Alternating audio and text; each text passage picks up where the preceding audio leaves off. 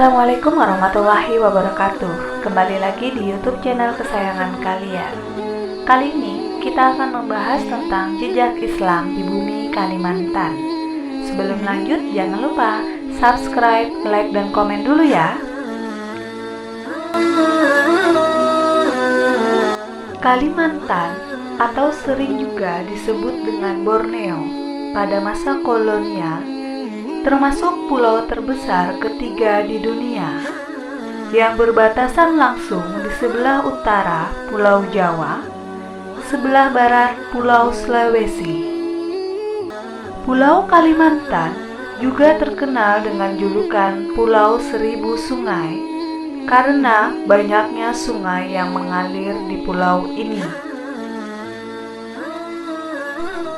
Kalimantan merupakan daerah yang dikenal memiliki hasil bumi yang melimpah. Hasil bumi dari Kalimantan yang menjadi incaran bagi para pedagang Cina sejak tahun 1400 Masehi berupa intan.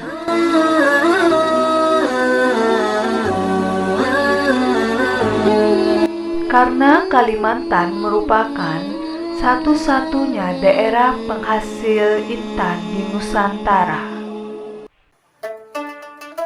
Kedatangan Islam di Kalimantan tentunya tidak luput dari jaringan Islamisasi Nusantara yang tidak terlepas dari jaringan perdagangan Nusantara. Salah satu penggeraknya adalah orang yang beragama Islam. Menurut Tom Peirce, dalam bukunya yang dicetak pada tahun 2014, halaman 188 sampai 189, menggambarkan bahwa para pedagang yang berasal dari Kalimantan memerlukan waktu 1 bulan untuk berangkat ke Malaka guna membawa barang dagangan mereka. Kemudian, mereka kembali ke Kalimantan dalam waktu 1 bulan pula. Mereka biasanya membawa emas, lilin, madu, nasi, dan sagu ke Malaka dan membawa pulang berbagai jenis kain, berbagai jenis manik-manik dari Cambai yang terbuat dari kaca dan mutiara, serta gelang dari Kuningan ke Kalimantan. Berdasarkan deskripsi dari Tom Peirce tersebut, sangat memungkinkan bahwa dalam perjalanan selama 2 bulan tersebut, terdapat para pedagang Muslim yang membawa barang dagangan mereka langsung ke Kalimantan dan kemudian menetap sambil menunggu waktu pulang ke Malaka.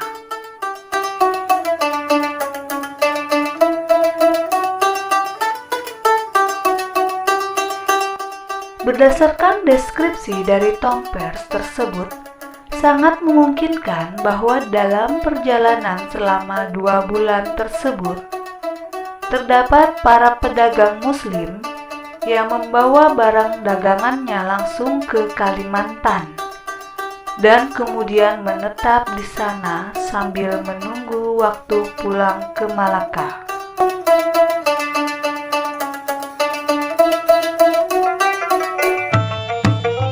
Sebelum masuknya Islam ke Kalimantan Selatan, daerah ini telah mendapatkan pengaruh Hindu yang ditandai dengan berdirinya Kerajaan Negara Dipah, yang merupakan cikal bakal kerajaan Hindu pertama di Kalimantan Selatan.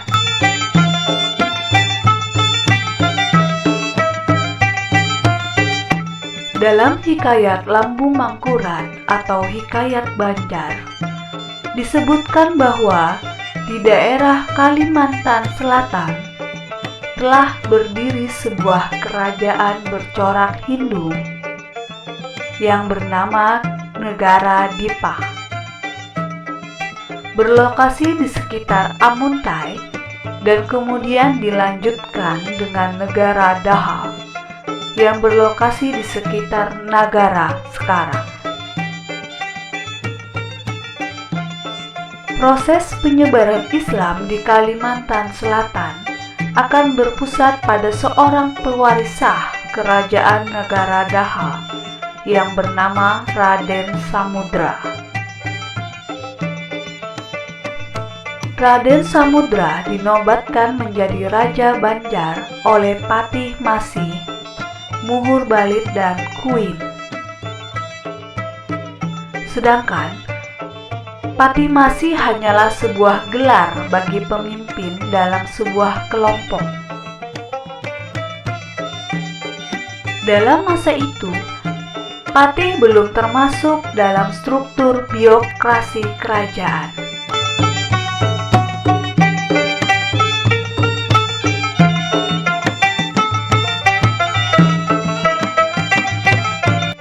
Penyebaran Islam di Kalimantan Selatan secara terang-terangan dimulai dengan kontak antara Pangeran Samudra dengan Kerajaan Demak.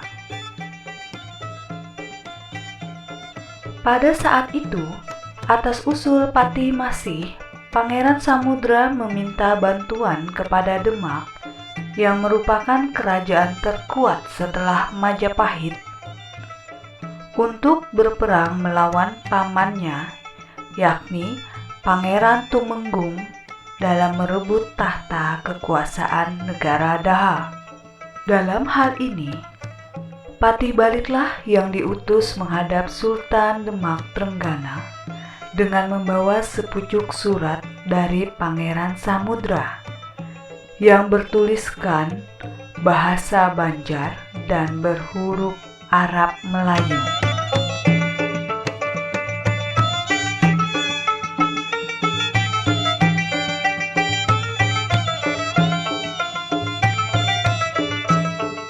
Hal yang menarik dari surat tersebut dilihat dari sisi penggunaan bahasa Arab Melayu dalam penulisannya.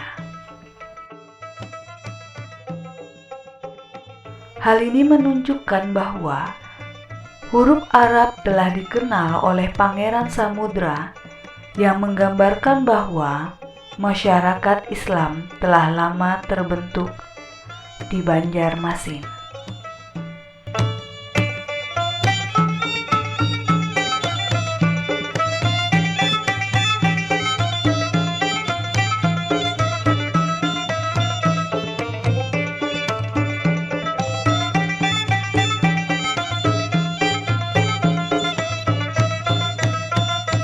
Hubungan Banjar dengan Demak telah terjalin cukup lama, terutama dalam hubungan ekonomi, perdagangan, dan berlanjut ke dalam hubungan kemiliteran. Sebab itulah, Sultan Demak menyanggupi permintaan bala bantuan tersebut dengan syarat apabila mereka menang, Pangeran Samudra dan pengikutnya mau memeluk agama Islam. Inilah awal jejak Islam di bumi Kalimantan yang terang-terangan dilakukan oleh Demak. Akhirnya, Pangeran Samudra berhasil merebut negara Daha dan pelabuhan Muara Bahan. Peristiwa ini terjadi pada tanggal 24 September 1526 yang kemudian diabadikan menjadi hari jadi kota Banjarmasin.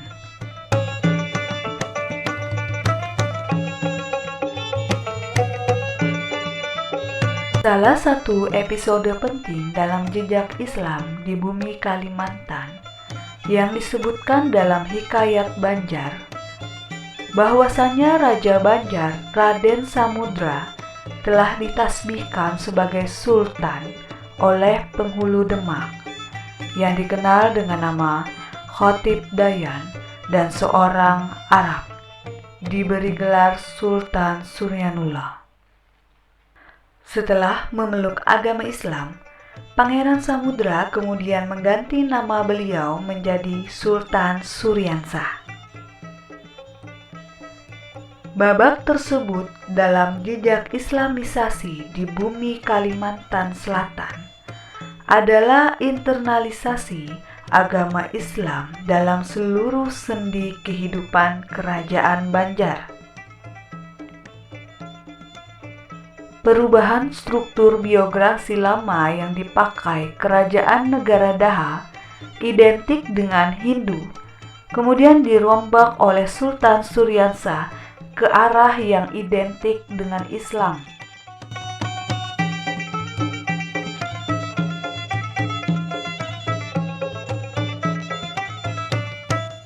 Sekarang muncullah pertanyaan, kapan sebenarnya Islam masuk di Kalimantan?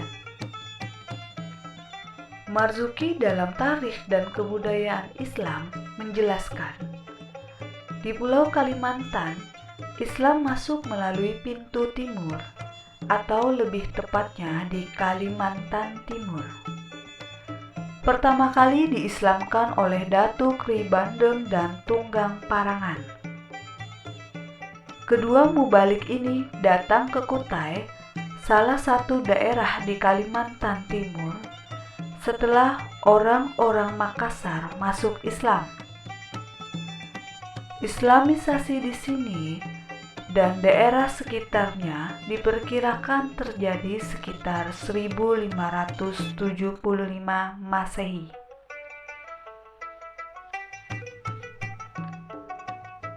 Teori lain mengatakan Islamisasi di Kalimantan mungkin berlangsung dan dimulai dari Kerajaan Brunei, yang merupakan pelabuhan dagang yang paling terkenal di Kalimantan.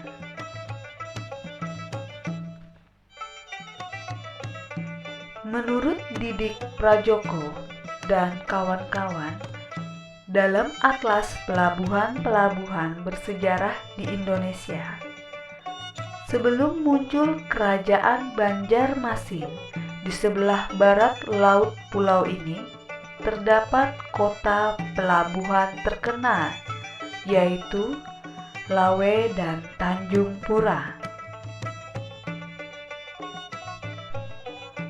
Keadaan tempat ini berseberangan dengan pantai utara Pulau Jawa. Karena itu, hubungan perdagangan banyak dilakukan dengan kota pelabuhan yang ada di pantai utara Jawa. Tanjung Pura dan Lawe di Kalimantan Barat melakukan hubungan pelayaran dan perdagangan dengan Malaka dan Jawa. Menurut pengembara Portugis, Tom Peirce, raja dan masyarakat kedua tempat ini masih menyembah berhala.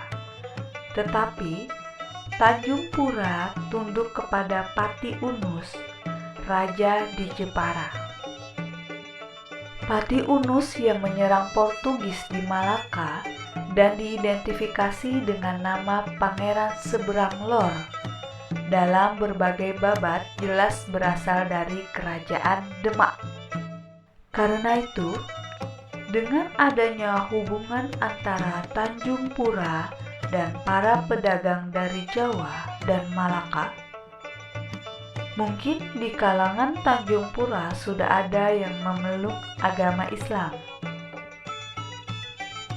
Teori ini sejalan dengan pendapat yang mengatakan Islam masuk di Kalimantan dibawa oleh Sunan Bonang dan Sunan Giri pada abad ke-15 Masehi, serta dibawa juga oleh Said Ngabdul Rahman atau bisa dikenal dengan Khatib Bayan. Para penyiar Islam datang ke Kalimantan sambil berdagang, menyusuri sungai-sungai besar di Kalimantan. Secara berangsur-angsur, pengaruh Islam masuk ke seluruh wilayah Kalimantan. Di Kalimantan Timur misalnya, Masuknya Islam di daerah ini ternyata tidak hanya dibawa oleh penyiar dari Gresik saja, tetapi juga dari Bugis. Demikian pula di Kalimantan Barat, datangnya pengaruh Islam berasal dari perkembangan dan semenanjung Malaka. Di Kalimantan Tengah, Islam masuk melalui para pedagang Melayu. Mereka sambil berdagang sekaligus menyiarkan Islam. Hal tersebut terjadi sekitar abad ke-16. Sedangkan di Kalimantan Selatan sendiri, penyebarannya sudah dijelaskan secara detail di sesi sebelumnya.